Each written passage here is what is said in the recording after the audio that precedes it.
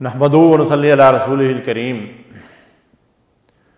اللہ کے رسول صلی اللہ علیہ وسلم نے ارشاد فرمایا، جو اللہ اور یوم آخرت پر ایمان رکھتا ہو اسے چاہیے کہ مہمان کا اکرام کرے۔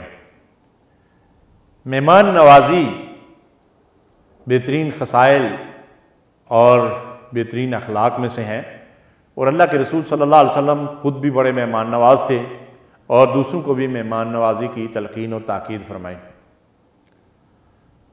اور ارشاد فرمایا کہ جو شخص اللہ اور آخرت کے دن پر ایمان رکھتا اسے چاہیے کہ مہمان کا اکرام کرے، گویا کہ یہ ہمارے دین و ایمان کا حصہ ہے۔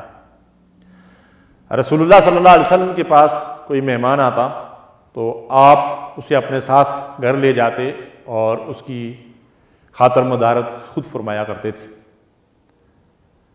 ایک موقع پر حبشہ سے کچھ لوگ آئے، رسول اللہ صلی اللہ علیہ وسلم نے ان لوگوں کو اپنے گھر ٹھہرایا اور خود ان کو کھانا کھلایا۔ صحابہ کرام نے عرض کیا، یا رسول اللہ صلی اللہ علیہ وسلم ہمیں اس خدمت کا موقع دیجیے، ہم اس کے لیے موجود ہیں۔ اور ظاہر ہے کہ رسول اللہ صلی اللہ علیہ وسلم کہاں اس بات کو گوارا کر سکتے تھے کہ اللہ کے رسول صلی اللہ علیہ وسلم مہمانوں کو خود کھانا کھلائیں، لیکن اللہ کے نبی صلی اللہ علیہ وسلم نے ارشاد فرمایا کہ حبشہ میں ہمارے لوگ مسلمان مکے سے ہجرت کر کے گئے تھے تو ان لوگوں نے میرے مہمانوں کا اکرام کیا تھا، تو میں چاہتا ہوں کہ احسان کا بدلہ احسان سے دوں، اور خود رسول اللہ صلی اللہ علیہ وسلم نے ان مہمانوں کی خدمت کی۔ کوئی آدمی تشریف لایا اور وہ بیچارہ کئی دنوں سے بھوکا تھا، اللہ کے رسول صلی اللہ علیہ وسلم نے اپنے سارے گھروں سے دریافت کیا، کسی گھر میں کچھ کھانے کے لیے نہیں تھا۔ اللہ اکبر! 9 یا 11 گھرانے آپ کے مدینے کے اندر تھے، آپ کی ازواج مطہرات تھی، کسی گھر میں بھی کھانے کے لیے کچھ نہیں تھا۔ اللہ کے رسول صلی اللہ علیہ وسلم نے صحابہ کرام سے ارشاد فرمایا کہ کوئی اپنے اس بھائی کو گھر لے جائے اور اسے کھانا کھلائے۔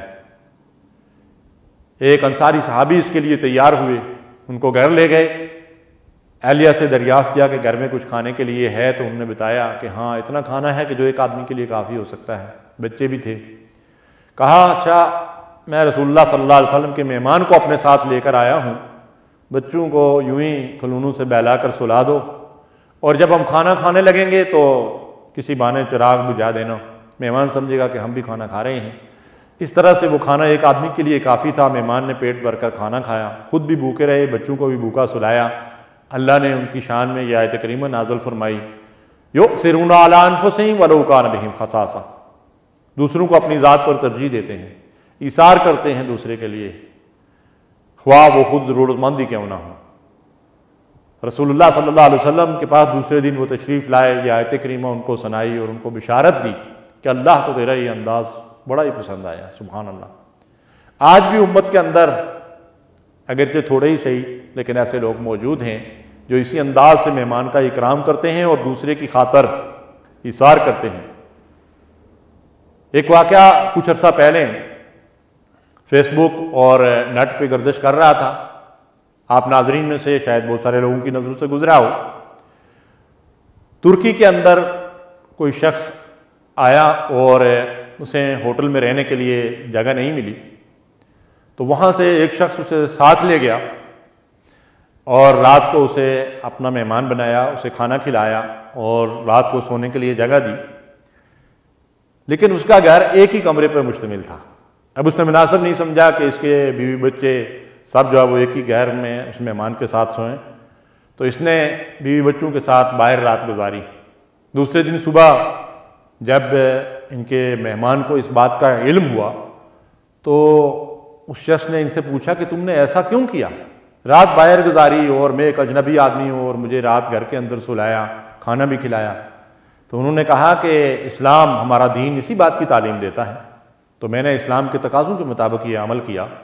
وہ شخص اس سے اس قدر متاثر ہوا کہ اس نے اسلام قبول کر لیا۔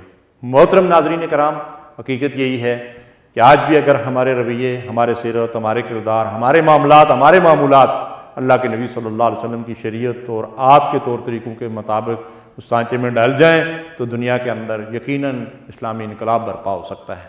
اللہ تعالیٰ ہمیں بھی ایسا کرنے کی توفیق دے۔ وصلی اللہ علی نبینا محمد۔